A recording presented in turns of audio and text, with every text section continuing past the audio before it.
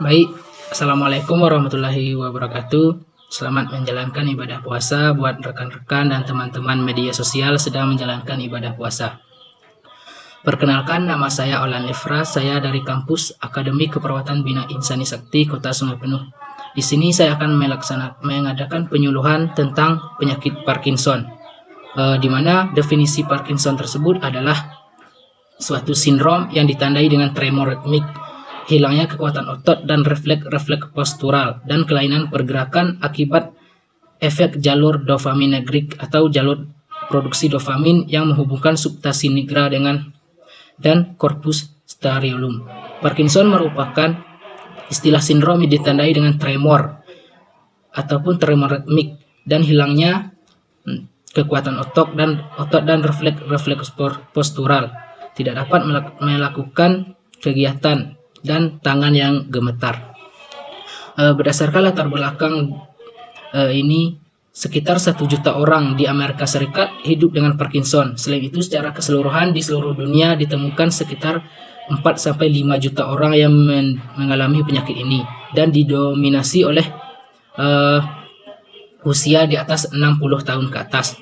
Ada juga yang sudah mengidap penyakit ini di usia sekitar 40 tahun. Menurut Pusat Data Kementerian Republik Indonesia, di Indonesia tercatat sebanyak 200.000 orang yang menderita Parkinson atau terdaftar sekitar 547 orang setiap harinya.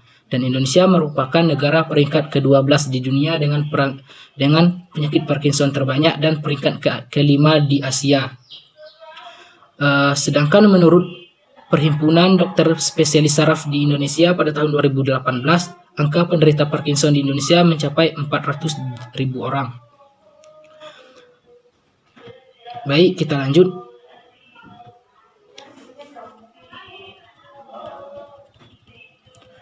Klasifikasi Parkinson, yaitu Parkinson dibedakan menjadi 2, yaitu yang pertama Parkinson primer. Kebanyakan kasus Parkinson adalah Parkinson primer dan umumnya penyebabnya belum diketahui.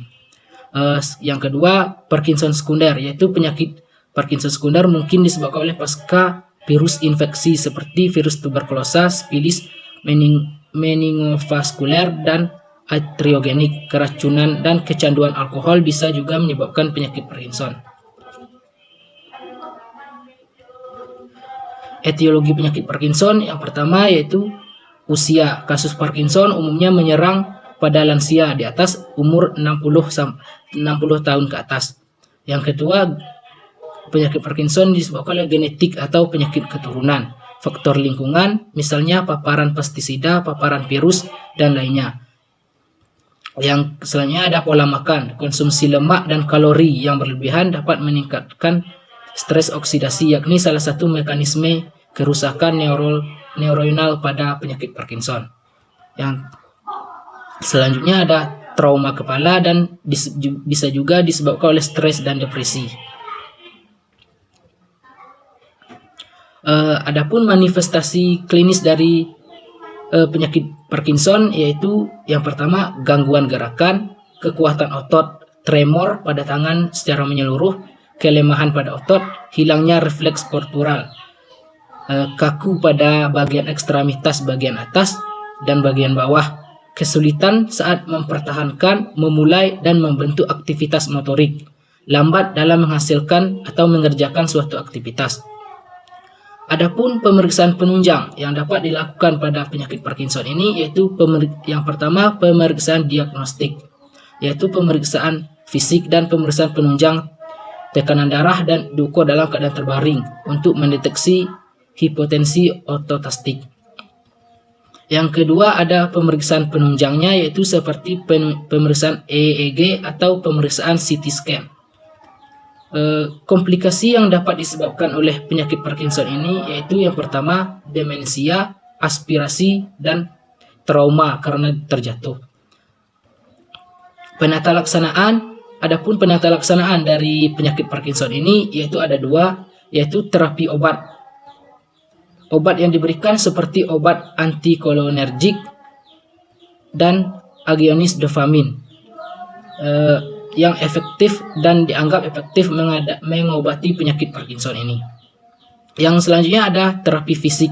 Terapi fisik umumnya direspon dengan baik oleh penderita Parkinson karena biasa dilakukan dan mudah dilakukan di sekitar rumah dengan petunjuk dan contoh latihan terapi fisik. Program terapi fisik pada penyakit Parkinson ini merupakan latihan jangka panjang dan harus disesuaikan dengan penyakit. Latihan dasar berfokus pada latihan yang sederhana seperti membawa tas, memakai dasi, mengunyah benda-benda keras, dan memindahkan makanan di dalam mulut. Latihan fisik yang teratur termasuk dengan berolahraga, senam yoga, senam tai chi, ataupun menari. Juga bermanfaat dan dapat meningkatkan mobilitas, fleksibilitas, dan keseimbangan. Sehingga penyakit Parkinson ataupun tremor dapat diatasi atau dapat dihilangkan. Mungkin itu penjelasan dari saya. Jika terdapat kesalahan saya mohon maaf. Sebelum saya tutup, saya ingatkan tetap mematuhi protokol kesehatan dan selamat menjalankan ibadah puasa. Saya akhiri dengan wabillahi taufiq wal hidayah. Wassalamualaikum warahmatullahi wabarakatuh.